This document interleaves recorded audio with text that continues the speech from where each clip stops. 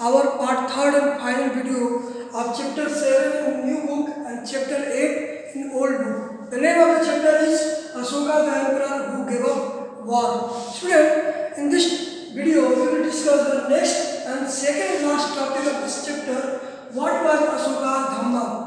Student, in previous video we knew that after Kalinga war and after seeing the horrified violence and bloodshed in Kalinga war, Ashoka left the war forever and he decided to never fight more wars, and he moved from war to peace.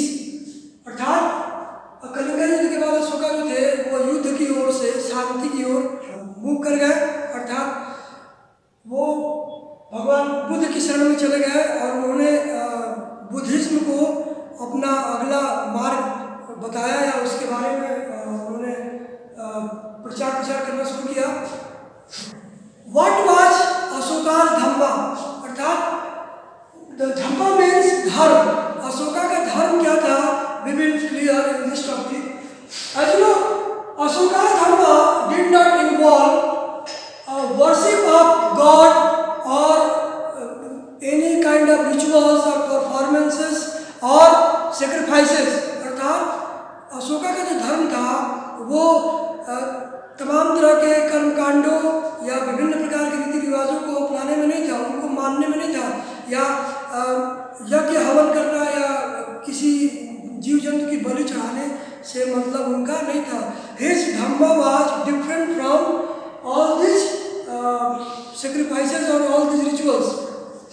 According to Dhamma, the duty of the king is to instruct his people to do right things. In the same way as a father teach his children to do right things. अर्थात अपने धर्म में उन्होंने बताया कि एक राजा का कर्तव्य है कि वो अपने प्रजा को सही मार्ग दिखाए, उनको सही रास्ता बताए. ठीक वैसे ही जैसे एक पिता अपने पुत्र को सही चीज सिखाता है, पढ़ाता है. एंड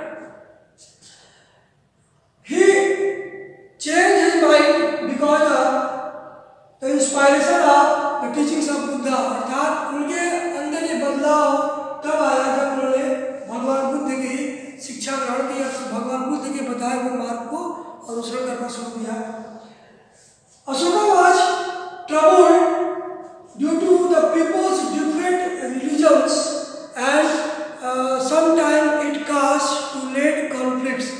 अर्थात अशोका को कई बार ये बात बहुत परेशान करती थी जब लोग जो अलग अलग धर्मों को मानते थे और उस धर्म को मानने के चलते उनके आपस में विवाद या झगड़े होते रहते थे.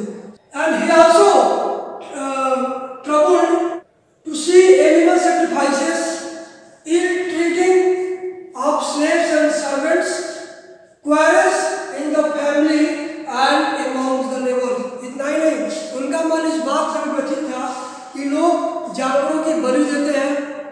इतना ही नहीं, एक मालिक अपने गुलाम या अपने नौकरों के साथ अच्छा बर्ताव नहीं करता है.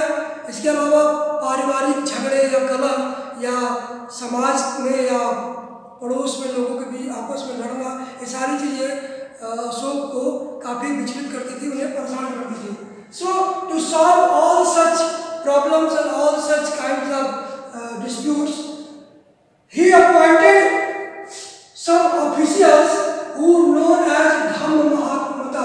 उन्होंने इन सबको दूर करने के लिए एक ऐसे ऑफिशियल्स यानी ऐसे लोगों की नियुक्ति की जिनका उन्होंने नाम दिया धम्म महामता, अर्थात धर्म प्रचारक. ये धर्म का प्रचार करने वाले. एंड whose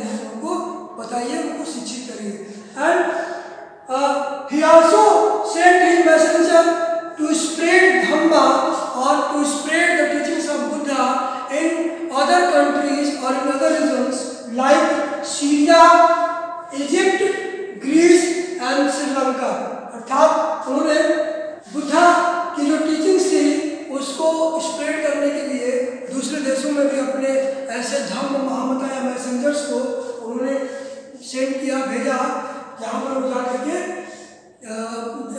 बुद्धिज्म का या धम्म का प्रचार कर सके। He also built roads and dug wells, also constructed or built rest houses in the roadways to the convenience of people. इतना ही नहीं, उन्होंने सड़कें बनवाई, कुएं खुदवाए, जगह जगह रेस्ट हाउसेस अर्थात आश्रय स्थल बनवाए जहाँ पर लोग, या आराम गाह बनवाए जहाँ पर लोग या जो यात्री थे वो विश्राम कर सके या आराम कर सके। And he also arrange medical facilities for both humans and animals. इतना ही नहीं, लोगों के लिए और जानवरों के लिए उन्होंने स्वास्थ्य सुविधाओं की भी व्यवस्था की। Now move to the next topic, Ashoka's message to his subjects. What was the message of Ashoka's to his subjects? Student, the subject means not the subject which you study. The subject means the citizen, the people of Ashoka. यानी इसका मतलब विषय नहीं है, इसका मतलब है कि राजा के प्रजा या राजा के लोग। Student, as you know, Ashoka thought that people who performs various rituals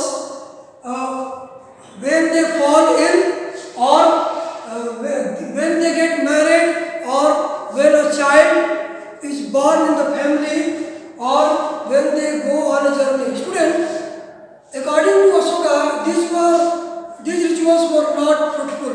ये जो rituals है ये fruitful नहीं है, necessary नहीं है. People should try to follow other ways or other rituals which is fruitful. उनका मानना था कि लोगों को ऐसे मार्ग अपनाना चाहिए जो कि उनके लिए लाभदायक हो, उनके लिए गुणकारी हो। For example, what was the ways according to Ashoka? People should be gentle with slaves and servants. लोगों को अपने नौकरों और अपने गुलामों के प्रति नर्म स्वभाव का या उदार होना चाहिए।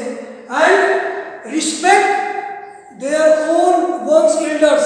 अपने बड़ों के प्रति या दूसरे के भी बड़ों के प्रति सम्मान की भावना रखनी चाहिए, आदर की भावना रखनी चाहिए। People also treat all creatures with compassion, अर्थात उन्हें हर प्रकार के जीवों के साथ एक अच्छा व्यवहार करना चाहिए, उनके साथ दया की भावना रखनी चाहिए। It means that they should not ill treated to the animals, किसी भी जानवर के साथ बुरा बर्ताव नहीं करना चाहिए। इतना ही नहीं, we also said that we also give gift to the Brahmins and monks.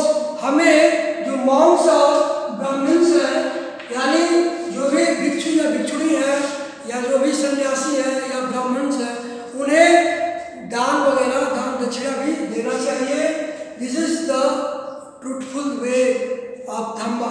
Now, he also said that we should respect everyone's religion and it is not right to praise one's religion and criticize others' religion. उन्होंने ये भी कहा कि हमें सिर्फ अपने धर्म की प्रसार नहीं करना चाहिए, उसकी बड़ाई नहीं करनी चाहिए, बल्कि दूसरों के धर्म की बड़ाई करनी चाहिए, दूसरे के धर्म की आलोचना नहीं करनी चाहिए। He said that if a person who praised one's own religion and on the other hand criticized others' religion, he actually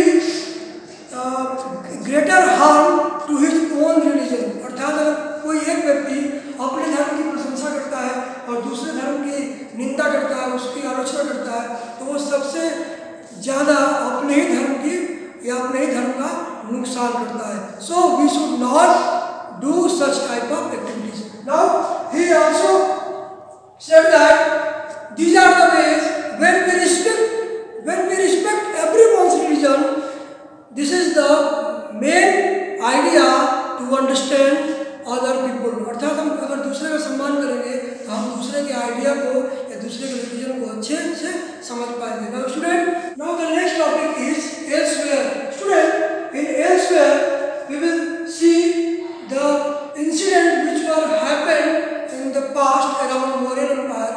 Means when Mauryan Empire continent before Mauryan Empire, around 2400 years ago, the Emperor of China were busy in building a great wall. Student, you have heard the Great Wall of China.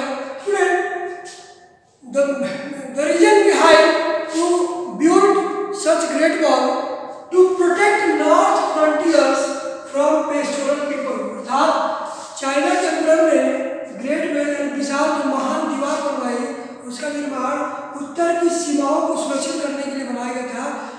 वहाँ के pastoral people, यहाँ के जो local people थे या जो वहाँ के देहाती या वहाँ के जो गडेरिया या चरवाहे लोग थे, उनसे बचाने के लिए इसका निर्माण किया गया था। Students, the wall was built in the period of 2000 years. Imagine, it is completed in 2000 years and built in different times. अर्थात इस दीवार को बनने में कुल 2000 वर्ष का समय लगा।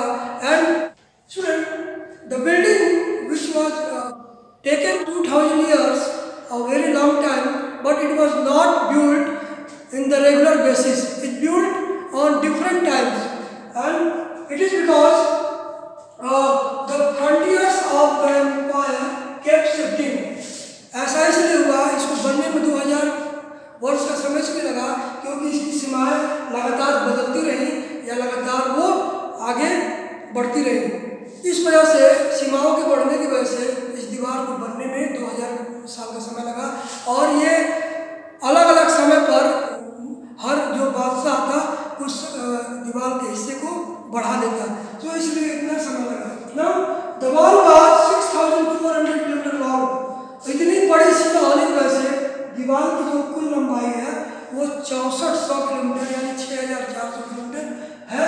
It made up of stones and bricks and which roads along the top. Student, ये जो वॉल है ये कम्प्लीटली स्टोन्स और ब्रिक्स से बनी हुई है और इसके टॉप पर आपको रोड्स जैसा स्ट्रक्चर दिखाई दे रहा है, यानी इसके ऊपर एक चौड़ा रोड भी आपको देखने को मिलेगा। If you see the image you can see the road on the top of the wall. Student, now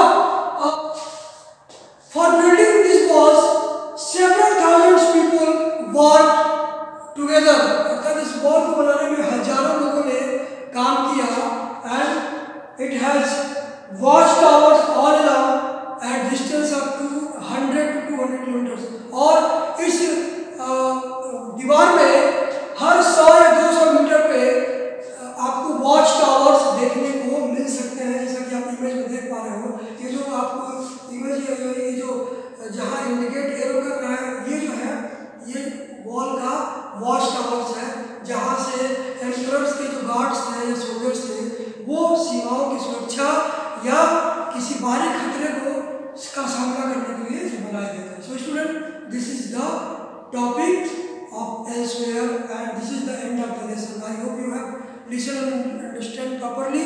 If you have any doubt, any problem, you can ask or comment on my WhatsApp number. Please stay safe, stay happy. Good luck.